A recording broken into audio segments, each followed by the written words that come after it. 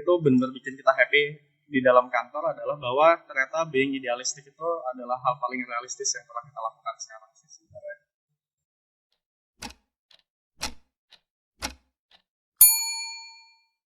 Selamat malam para pendengar 10 PM. Kali ini kita kedatangan narasumber yang bersama SB301 untuk kita ajak obrol-obrol seputar pengalaman berarsitekturnya. Sebelumnya kenalkan, nama saya Eni, dan mas-masnya sendiri namanya siapa kalau boleh tahu? Saya Zulfikar Jul. Saya Fikriza atau biasa dipanggil Ojal. Mas boleh ceritain dulu nggak kayak kalau SB301 ini apa sebenarnya? Kalau mungkin ada yang nggak tahu, bisa diceritain dikit nggak?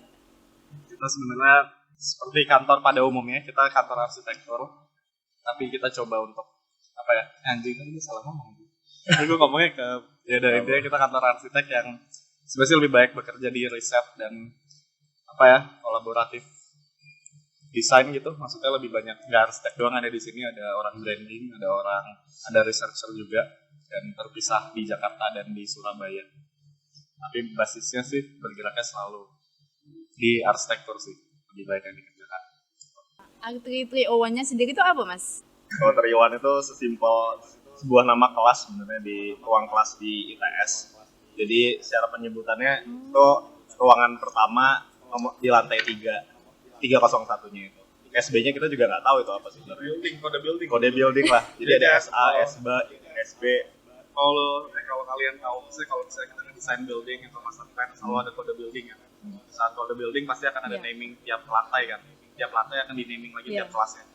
Ya udah, SB301 sebenarnya studio kita dulu pas semester 1, SB nama gedungnya, 3 karena letaknya di lantai 3, 01 tuh kode ruangannya. Jadi itu simpel, kita waktu itu pengennya kalau punya bangunan, kalau punya kantor, ya udahlah kita pengen spiritnya sama kan, kayak kita dulu masih semangat pas semester 1. Namanya samain aja lah. This gonna be a fun joke kayaknya. Ya, dan menariknya itu tuh bangunan pertama kita, studio pertama kita pas kita masuk sebagai maba. Jadi jadi hal yang menarik buat kita jadi personal. Oh, keren juga sih. Berarti kalau SB301 ini sudah mulainya tuh dari kapan? Sebenarnya kalau sebagai SB-nya mungkin sekitar 1,5 tahun yang lalu ya. Tapi kalau aku sama Ojal udah banyak berkolaborasi di zaman kita kuliah. Baru officialnya kayak 1,5 tahun yang lalu pertama kali kita punya kantor di Unbusora Februari. Berarti dulu itu kantornya tuh udah emang mulainya tuh di sini atau gimana?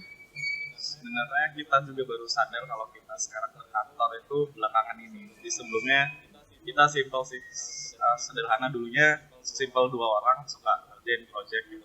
Kebetulan kita dapat sering beberapa kali ngerjain project bareng. Habis itu aku pindah ke Bandung, sempat kantor di LAB, dia sempat di Abudai. Habis itu kita balik lagi. Habis itu kita coba ngetes sistem yang mungkin apa yang kita dapat dari kantor-kantor masing-masing. Mungkin ya kita coba di dalam satu project. Result lumayan jadi efektif sih, jauh lebih efektif.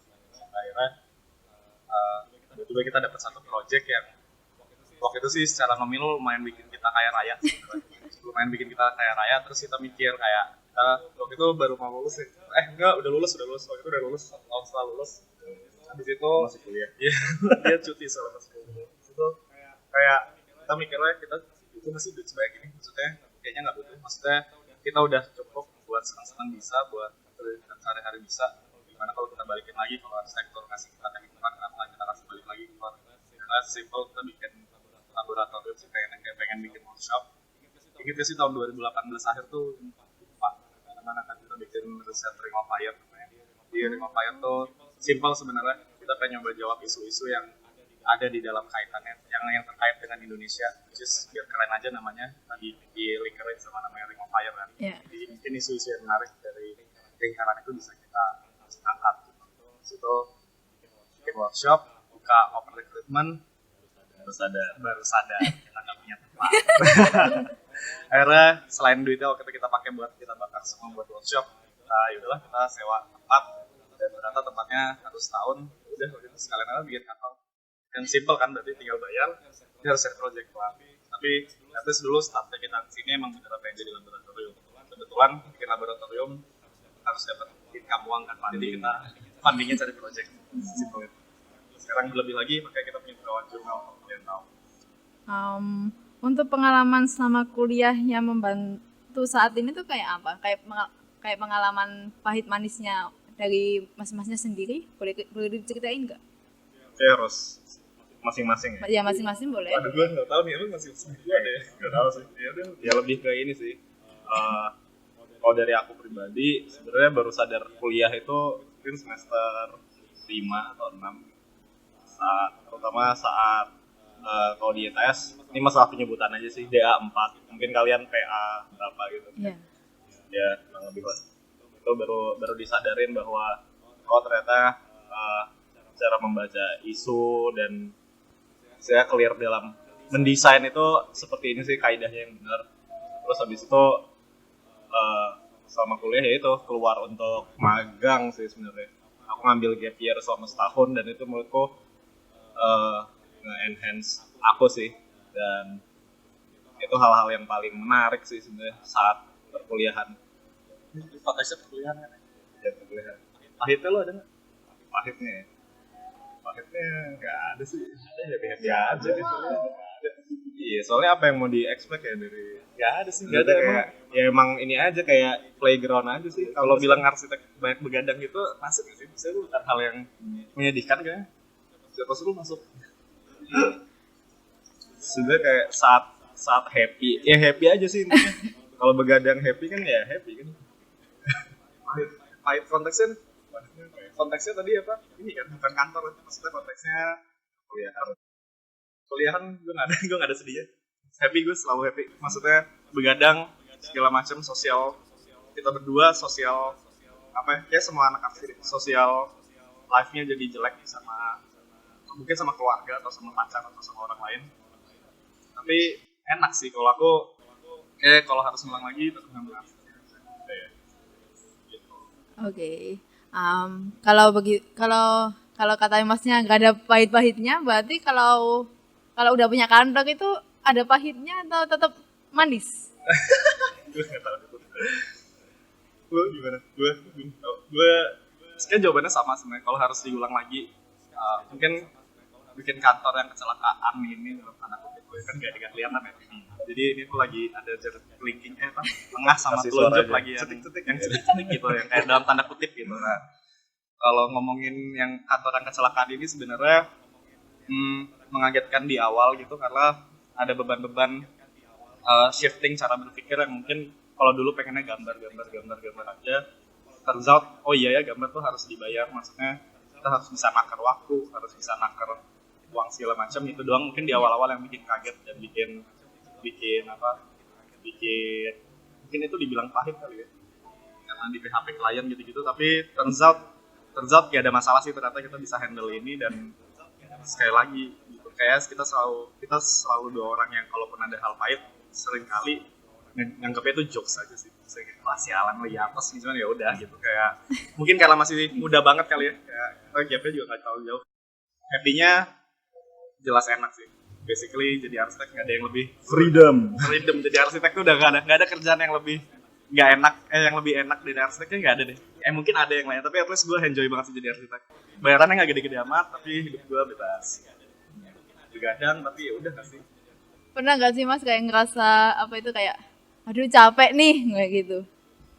Sebenarnya pasti ada sih kayak apa ya, mungkin kalau disimplify-nya burn out kali ya, mungkin kayak overload. Tapi itu mungkin jadi alarm aja sih, kayak oke, kita harus jeda sedikit terus balik lagi ke proses sana. Tapi maksudnya capek sampai membenci arsitektur tuh kayaknya nggak akan terjadi dalam hidup. Kayaknya sih nggak sih, kayaknya ya. Feelingnya kayak nggak. Dan keep in mind ini hari Minggu saat kita di interview, semalam kita jam 12 malam baru selesai meeting. Jadi kalian bisa bayangin betapa tersitanya sebenarnya waktu sosial kita di weekend. But at least we enjoy it anyway gitu. Enak sih. Ya tahu ya, mungkin kalau kalian interview 2 bulan lagi bisa jadi kita udah kayak mungkin lagi Ini Ojal dan Ijul umur 24 tahun. 24 tahun setup, mungkin umur 28 udah beda nanti. Yang jadi konteks, Kesel banget gue dulu ngomong kayak gini. Mungkin sekarang sih lagi seneng-senengnya sih.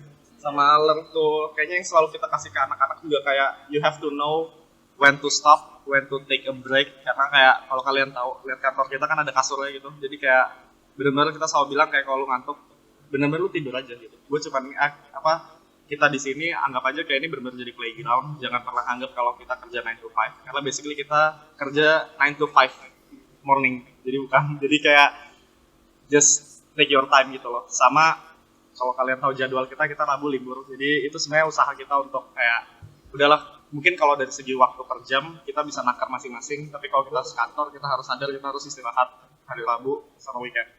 Tapi 2 hari yang sisanya 4 hari yang sisanya kita coba biar kita bisa berkarya lebih gila lagi lah. Pas lagi libur nggak usah mikirin apa-apa. Pas lu mau break mungkin nggak usah mikirin apa-apa. Kalau mau pacaran dulu keluar ngajak temen hangout atau pacaran rekor silakan.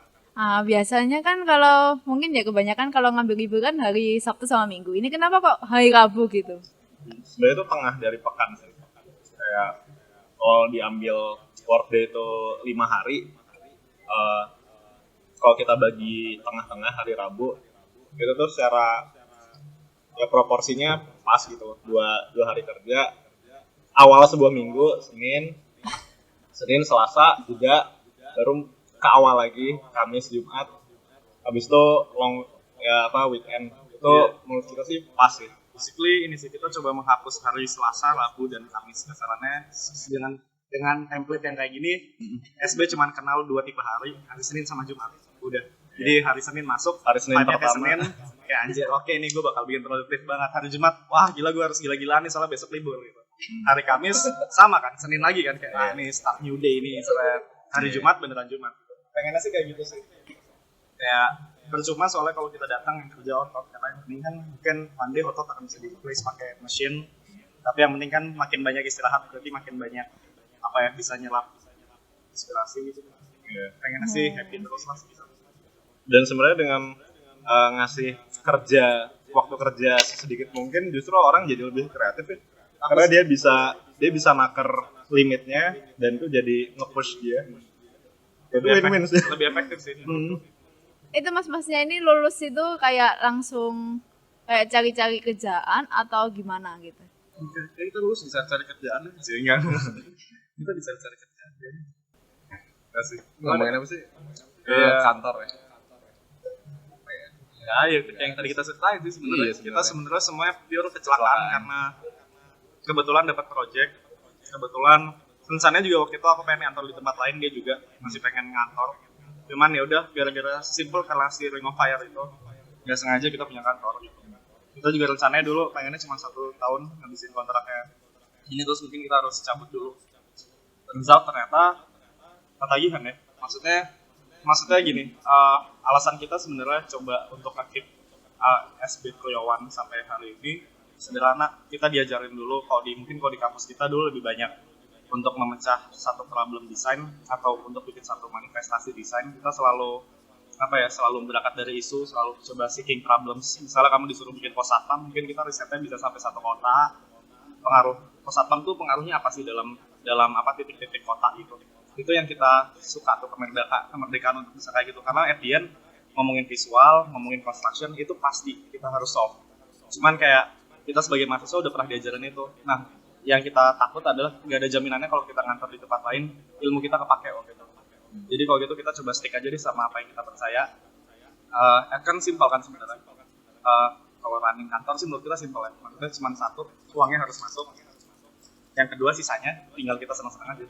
Maksudnya dalam konteks studio kita senang-senang, kita selalu senang untuk bisa solving problems yang macam-macam. Dalam praktek sehari-harinya seberapa banyak sih risetnya? Lalu beberapa praktisi kadang hanya pragmatis saja, mengikuti klien pokoknya bagus gitu doang. Nah, bagus pasti. Dan riset tuh apa sih? Kayak googling itu adalah apakah itu riset atau apa ya batasan dari sebuah riset? Tapi intinya kita coba ngedefinisiin ya intinya apa aja loh, data, informasi dan knowledge. Ya intinya kita coba ambil semua hal-hal yang bisa digain dari suatu permasalahan. Kalau tadi Ojal ngasih contoh untuk ngebahas satu satpam aja kita harus baca satu Surabaya misalnya untuk tahu kenapa dia penting. Itu ya riset tuh ya udah pembacaan itu semua yang seberapa berpengaruhnya. Iya, apa sih yang pihak-pihak yang ada di sana apa dan sebagainya lah. Tapi tetap dengan jangan lupa tetap ngasih konteks misalnya oke bahasnya cuman lingkup ini misalnya Jalan Untung Soropati atau yang kayak gitu lah. Ini tetap join apapun sih sebenarnya. Seberapa penting dan kayak keep in mind sebenarnya akan menarik banget. Kita malah mungkin bertanya-tanya, memang ada ya arsitek lain yang maksudnya bekerja sangat praktikal melayani klien. Karena kalau ada, ini mungkin sangat ofensif, tapi menurut kita justru mempertanyakan gitu. Kalau lu cuma ngelayanin klien, kenapa nggak sekarang gambar aja lu kasih ke klien, lu dia yang gambar. Maksudnya lu yang ada daerah gitu sih sebenarnya. Yang di kita soalnya saat ada project masuk wajib untuk melakukan riset in terms of apapun, sebesar atau sekecil apapun, entah dari segi kayak tadi regionalnya atau mungkin time frame-nya. Kita nggak pernah tahu sejarahnya pos satpam dari dulu sampai sekarang gimana. Kayak gitu sih sebenarnya seperti itu sih, and somehow it works on us aja sih, kayak semua klien kita paham saat kita ngobrol soal hal-hal seperti itu. Kalau boleh tahu proses risetnya kayak gimana kalau dari SB 301 ini? Sebenarnya benar kayak yang tadi Ijol bilang, kita selalu membedakan secara klasifikasi apa ya, time frame pekerjaan. Pertama-tama udah pasti kita gaining data, like anything about the context gitu. Maksudnya ngomongin tadi misalnya pos satpam tuh bener-bener gali apapun, lu harus tahu tipe-tipe satpam tuh. Mungkin kayak minimal di Surabaya lah, misalnya kalau kita proyek di Surabaya tuh ada tipe pengamanan tuh apa sih? Oh ternyata ada hansip, ternyata ada pos satpam. Kalau di Bali mungkin ternyata ada pecalang kayak gitu. Masing-masing mereka tuh punya posnya sih. Posnya karakteristiknya seperti apa sih? Terus mungkin gak ya kita bisa ngasih pengaman lain? Atau ternyata oh enggak sih, sebenarnya sekarang tuh tinggal kita nge-solve problem tuh nggak perlu pakai pos satpam lagi, semua tinggal CCTV. Pos satpam dalam satu kota tuh cukup satu aja gitu mungkin gitu. Nah itu risetnya sebenarnya literally gaining anything, mulai dari konten yang kayak tadi itu, seeking problem segala macam, sampai yang paling terakhir, paling ujung yang mungkin ini baru yang kita biasa kenal, gaining visual tuh kita taruh di layer paling belakang. Jadi sebenarnya saat kita ngomongin tadi cantik-cantikan ngelainin klien udah pasti, karena kita pasti akan bikin yang bagus. Jadi salah sama karya kita kalau nggak bagus. Kalau pentingnya belajar dari arsitek-arsitek terdahulu, penting nggak sih? Ya, sebenarnya tetap butuh ini sih. Kalau mindset kita sekarang kayak tadi, Ojal pengen keluar, Ojal masih pengen ngerasain kerja di luar, aku juga. Itu tuh sebenarnya bukan untuk kalau sekarang ya, mindset yang sekarang kita tuh pengen belajar lebih banyak sistem sih sebenarnya. Kita ya mungkin udah mengikuti satu orang tuh nggak begitu penting sekarang. Tapi yang paling penting tuh belajar gimana sih cara dia membuat sistem dan bagaimana cara sistemnya bekerja. Jadi kalau dibilang arsitek panutan mungkin apa ya? Ini panutan secara apa sih? Visual, secara personal atau apa? Enggak, selain gue. Selain Fikri Riza ya. Iam. Aduh, belum ada sih kayaknya. Belum ada yang dipegang banget. Dengan tidak ada tuh berarti aku suka semuanya gitu. Ya sih, kita jarang banget mengkotak-kotakan kita ngefans sama siapa gitu, karena basically kita most of the time ngefans sama semuanya sih. Cuman kalau buat aku personal mungkin Ragu Haskenya gak ada obat. Kenapa kok ngerasa penting sih bahas arsitek terdahulu kayak Alvaro Siza, Peter Ensemen, dan lain-lainnya? Oh itu juga tadi bilang kan, kayak Ijo tadi bilangnya, kalau aku mungkin spesifik tadi kayak lumayan, mungkin so far sangat itu sama Mas dari dulu sih dari kuliah. Dia mungkin lebih greedy, saya lebih suka banyak hal kan, cuman pentingnya adalah simple sih. Jadi kalau tadi kita nge-solve buat pos satpam aja kita nguliknya deep banget, masa nggak ngulik buat diri sendiri? Kalau tadi diri sendiri nggak se-deep itu. Dan sebenarnya belajar masa lalu tuh udah paling benar untuk bisa ngeproyeksi masa depan. Gimana kita bisa tahu problem-problem tiap arsitek pada tiap negaranya masing-masing pada periode-periode waktu lifetime-nya mereka gitu, itu mungkin sedikit banyak akan jadi pelajaran buat kita. Kita nggak pernah tahu kan future akan seperti apa gitu. Tapi kalau kita tahu how they solve their problems itu pada waktunya, mungkin sedikit banyak bisa membantu kita one day. Kayaknya apalagi kalau kita belajar dari negara-negara dunia pertama, kedua, mereka aja melakukan kayak gitu, mereka aja udah bisa melakukan kayak gitu, dan dimana kayaknya sih relatif lebih stable negara-negara yang ada di sana. Apalagi kita masa depan kita akan jauh lebih banyak pertanyaan karena kita masih underdeveloped banget in terms of anything. Dan itu kayaknya yang selalu kita percaya di kantor adalah kayak semua adik atau beri taruhan kalian kalau ngambil reference pasti ngambil reference dari barat semua kan, most of the time adalah aspek Indonesia ada gitu.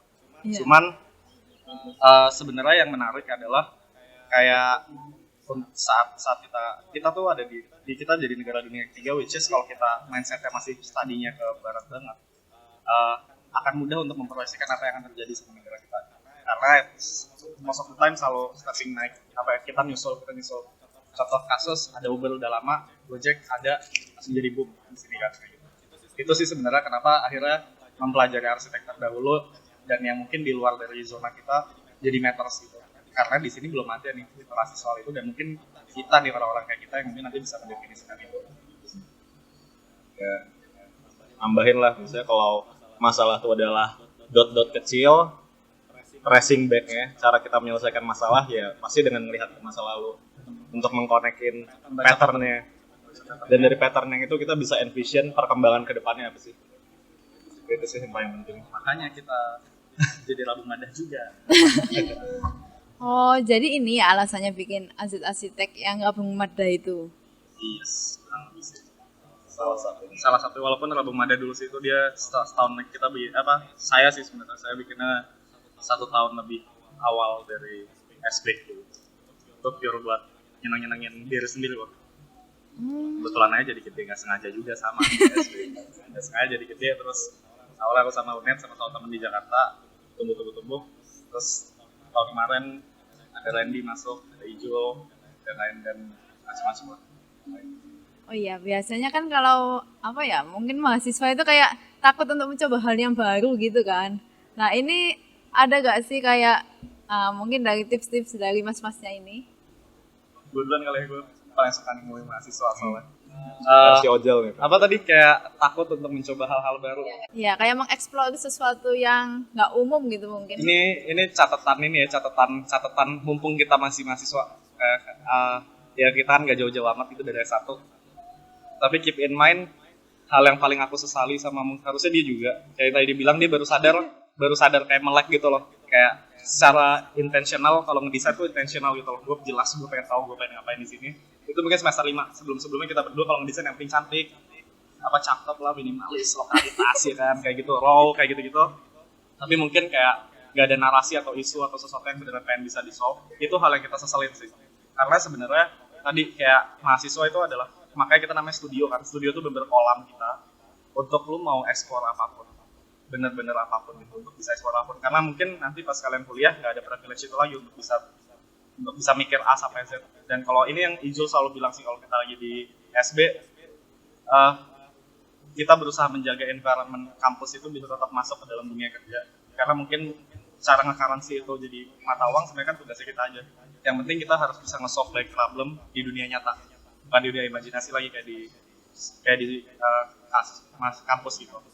Ya. Itu sih sebenarnya privilege itu yang pengen kita kasihan nih, maksudnya kayak apa sih kalau bilang kebebasan berpikir, pengennya kayak gitu. Jadi kayak mumpung masih ada kolamnya diwadahin, kan serugi-ruginya cuma dapat C kan kalau salah ngobrol, dan C masih lulus kan, nggak ada masalah gitu. Dan ini sebenarnya yang dulu aku, jadi kalau kalian tahu, aku ada alumni yang sekarang di UCL di London, namanya Gilang. Dia dulu partnerku di workshop critical context itu.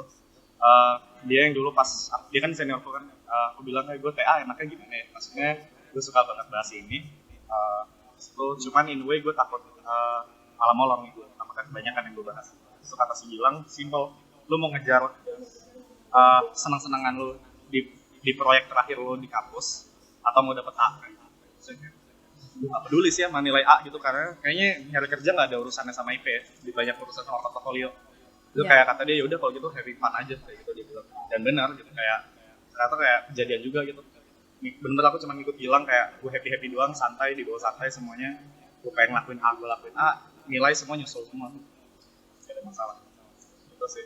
Jadi pengennya sih ya kalau mahasiswa jangan, justru malah mahasiswa tuh bikin salah tuh dibanyakin gitu. Kita bikin SP biar masih bisa bikin banyak kesalahan. Kalau di kantor orang lain salah, ya banget kita. Kecuali bosnya baik banget ya. Iya sih, ya juga sih. Kalau pengalaman manis pahitnya menempuh jalan arsitektur, Oh, ini postgraduate berarti? Oh, oke. Itu tadi sih mungkin tadi yang udah Ojal mention, sebenarnya ada banyak hal yang harus dipertanggungjawabkan saat mendirikan sebuah kantor. Ya ada bill, ada apa? Bayar gaji anak-anak. Maksudnya itu kan itu semua jadi pikiran kan. Kita di kampus cuman belajar cara mendesain dan mungkin cara menggambar, walaupun di tes nggak begitu ya. Cara menggambar, terus apa ya? Secara konsep bisnis arsitek secara keseluruhan tuh berstudio tuh nggak ada kan. Itu ada sih, tapi di kelas PPR. Tapi maksudnya untuk kita nggak punya pemahaman apa-apa dan keluar ternyata banyak layer yang harus diselesaikan ya dalam berbisnis arsitektur. Tapi ya itu seiring berjalannya waktu juga tinggal disadari aja, dan ya udah balik lagi ke kalau spiritnya fun ya fun aja sih. Paling kagetnya aja sih yang nggak enaknya itu kaget kayak aduh kaget gue harus ngurusin ini gitu. bisa sih ke adjust 2 bulan lagi, cuman kaget dulu kayak itu aja sih. Kaget tuh gak enak sih. Di awal-awal tuh kita ini kayak for the first time kita akhirnya nyeritain ini, kayak kita pernah tahun lalu itu lumayan apa ya, inilah Kurang kayak rapi. Ya kurang rapi lah, terus yang kayak ada kali 6 project yang kita bakal masuk, tiba-tiba hilang aja gitu. Bayangin aja kita udah nge-plan kayak oke, 6 bulan ke depan kita santai, udah setahun ke depan kita udah santai, kita tinggal main-main doang, anjir hilang semua gitu. Jadi harus cepet-cepetan ngejar project yang lain, harus switching. Dan keep in mind dulu sih pas awal-awal kita lebih banyak mungkin bikin proposal daripada project, kita lebih banyak proposal daripada kita akan kontrak di depan. Kayak kebanyakan kalian yang mungkin berpikir kalau arsitektur mungkin sebatas service yang kalian tunggu di hire baru mau berkarya. Buat kita mau jual karya kita, ada yang mau bayarin nggak bayar. And surprisingly it works on us dan nge-shape ini sih klien-klien kita sih. Jadi biasanya orang saat mau ketemu sama kita untuk kantor yang masih semudah ini mungkin biasanya kayak sesimpel mereka punya spirit yang sama. At least kayaknya so-so lah, kita belum pernah terbangun, tapi biasanya sih lumayan personal. Klien-kliennya yang udah tahu kayak selera Ojal kayak gini, selera Ijul kayak gini, selera staff-staffnya kayak gini, biasanya kayak cocok gitu. Jadi dari awal kita selalu sebisa mungkin pakai proposal sih dulu. Kenapa? Karena kita nggak pengen kerjasama sama orang yang cuma sebatas mungkin bisa ngasih uang aja, tapi harusnya bisa satu visi untuk bisa nge-solve. Baik problem event itu cuma hunian.